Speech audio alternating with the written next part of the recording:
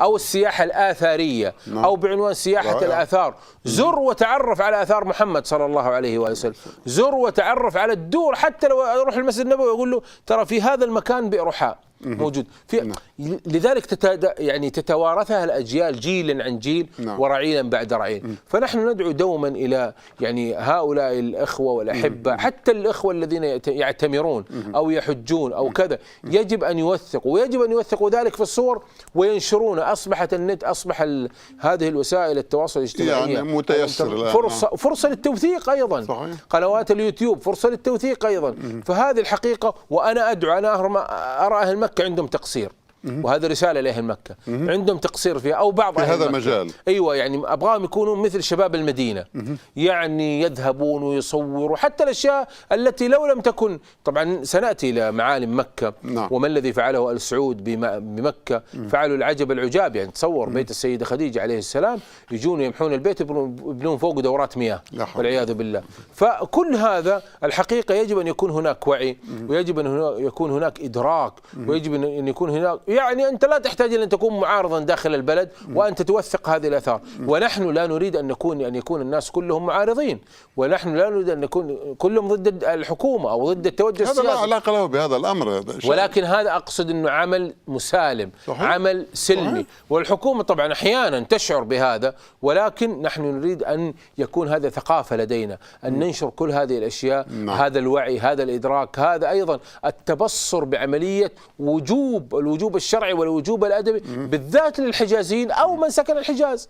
هي ليست أن الحجاز أنه يتعالى على الناس، لا، إن الله خلقه في هذه البقعة، أو الله عز وجل جاء به في هذه البقعة، أو أن الله عز وجل اختاره لأن يكون مجاورا لحرم الله وحرم رسوله. أنا يعني أريد أن أشكرك أستاذ سلطان نيابة عن هذا الجيل، لأنه هذا يعني أيضا له جانب تربوي كبير. هذه الدعوة، هذا المنحى، هذا الاتجاه لتوجيه شبابنا وأجيالنا فيه نزعة تربوية كبيرة. بدل أن يتربى هذه الأجيال الجديدة التي ولدت اليوم ولا تعرف شيء عن كل هذه الأطار، ربما لم تسمع بها من وسائل الإعلام يعني الموبوءة والمملوكة لجهات معروفة، بدل أن يتربى على حب هذا الممثل وهذا البطل وهذا الرياضي وهذا المصارع وهذا يعني المشاهير هذا الزمان، وهذا لاعب كرة القدم، وهذا يعني هؤلاء مشاهير هذا الزمان.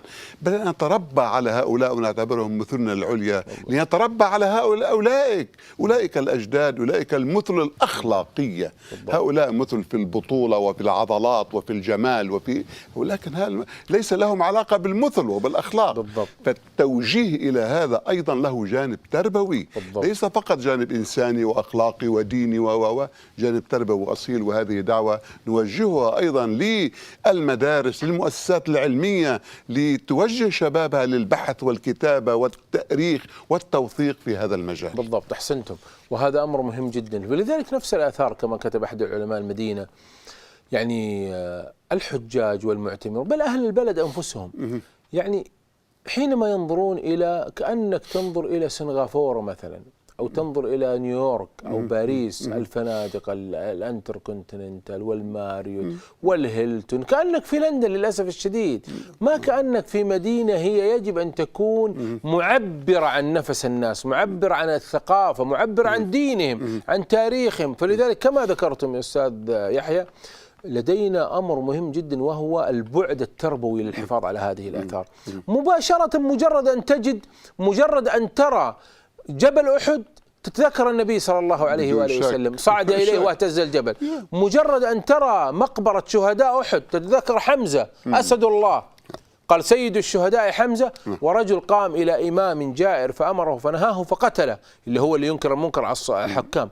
مجرد أن ترى جبل الرماة تدور بخلدك تلك القصة وكيف صعدوا وعصوا. هذه قيمة التاريخ. أي بالضبط. مجرد أنك ترى مثلا جبل ثور، أو مجرد أنك ترى مثلا جبل يعني كما يسموه جبل النار اللي هو جبل عير، يعني أو ترى البئر، تتخيل كيف كان النبي صلى الله عليه وسلم جالسين ومعه بعض أصحابه. مجرد أن ترى يقول لك هنا نزل محمد صلى الله عليه وسلم في دار أبي أيوب الأنصاري، تتذكر كيف نزل وأين جلس. حتى أنه من الطرائف، وهذا موجود في اليوتيوب وأدعو الجميع للرجوع إليه، أحد شباب المدينة ومن شيوخه الشباب الحقيقة دهشت مما فعل.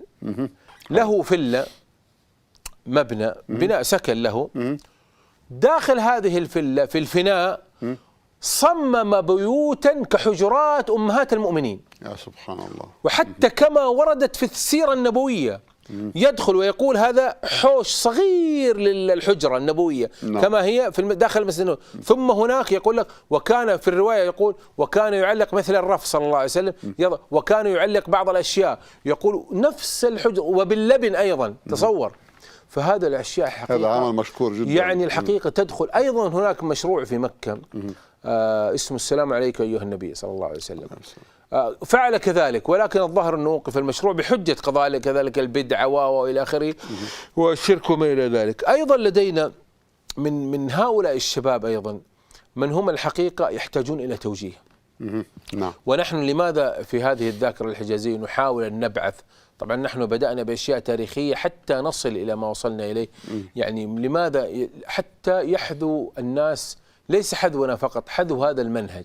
إنه وكل واحد له طريقته، كل أحد له يعني أسلوبه في تناول الحديث عن الحجاز. أو تتكلم عن المقدسات، نحن نتكلم عن الآثار التاريخية. يقول لك وأيضا يعني يقول أولئك آبائي. هذه طريقة البشر دائما يفتخرون بآبائهم فكيف تاريخهم وإسلامهم ودينهم وآثارهم. يقول أولئك آبائي فجئني بمثلهم إذا جمعتنا يا صديق المجامع. فهذا أمر طبيعي جدا، لكن نحذر من أنه ممكن أن يكون هذا الالتهاء بالدنيا والالتهاء ببعض الأمور، بالذات من أمورهم ميسورة. يجب أن لا يلتهوا بهذه يعني الملهيات والمغريات، بل يجب أن يتوجهوا لهذا وأن يوظفوا ما لديه. أنا أعرف كثير من الشباب عنده طاقات عجيبة، لكن للأسف يوظفها أحيانا في أمور لا قيمة لها على أسوأ الأحوال. ما نبغى نقول يعني أمور قبيحة، لكنه أمور يعني كما قال لا أكره أن أرى الرجل سبهلله، يعني لا شغل في يديه. فلديك أيضا المزارع ستجد فيها أشياء. اقرأ مثل كتاب الشيخ الخياري رحمه الله، هذا الكتاب العظيم، أو اطبعه، وطبع عدة مرات هو هذا الكتاب العظيم. وكذلك كتب كثيرة عن المدينة، العلماء المدينة، الشيخ الشريف العياشي وغيرهم. نحن إذا قرأنا لهؤلاء وهؤلاء يصفون لك وطبقوا، يقول لك على يسار الذاهب وشمال الذاهب إلى مثلا دوار العنبرية أو اذهب وصور واذهب وناقش واذهب وابحث عن هذه وتكلم في اليوتيوب. إذن هنا يصبح ثورة، يصبح ثقافة، بعد الثورة تصبح وعي، ثم ثقافة عند الناس أن يتكلموا حتى في مجال كما تفضلتم يا أستاذ يحيى، أنه أصبح الناس للأسف الشديد تقول من العشر المبشرين في الجنة عد لي كم واحد من آل البيت، عد من اللي هم الأئمة، أئمة البيت، العلماء الكبار من النبي صلى الله عليه وسلم والإمام علي والحسن والحسين والسيد فاطمة إلى آخر. طيب عد لي، تعال عد لي بعض الفقهاء السبع من هم عد لي، تعال عد لي من هم العمران، من هم الكذا، إلى تجدهم للأسف معلومات ضحلة. وهذا للأسف ليش؟ لأنه جاء المطرب الفلاني وأخذ مكانه، وتعرف متى ولد المطرب وأين نشأ ومن الذي علمه ومن عرابه، وهذه القنوات تبارك الله وأين غناها، وهذا الحفل وذاك الحفل، هذا مشغول بها أولادنا طبعا يعني. وأين هذا مثلا المشاهير أيضا وأيضا هذا المطرب كيف وأين يسكن في البلدة الفلانية وأين يسكن في الدولة الفلانية ومتى أقام هذه الحفلة وإيش غنى فيها وإيش غنى قبل 2009.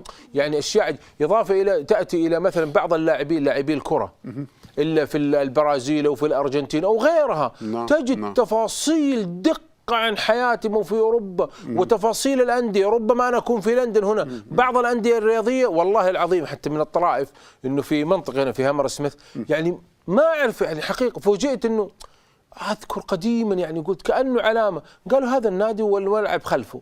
فتصور يعني فللأسف يعلمون تفاصيل عنها ويخبروني بها وأنا لا أعرفها أصلا.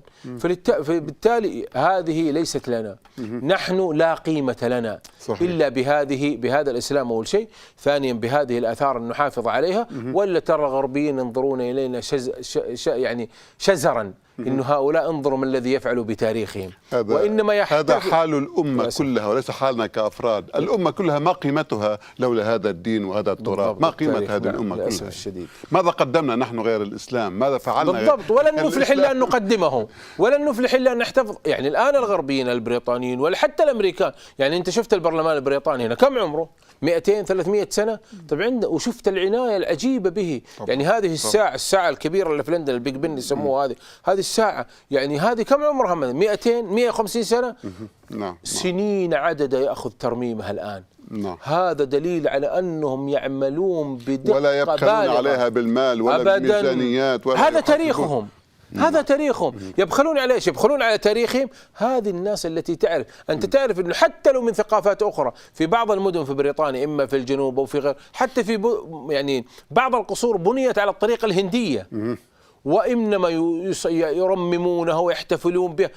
الحضارات، الناس اللي عندهم مفهوم حضاري للتاريخ أو عندهم حتى وعي وإدراك حضاري، لا يمكن أن يلمسوا أو يمسوا هذه الآثار أو هذه الآثار سواء دينية أو اقتصادية أو من الآثار العمرانية أو حتى من أي آثار. فلذلك هذا يدل على إدراك ووعي عظيم عند هذه الشعوب وعند هذه الدول التي تحكم.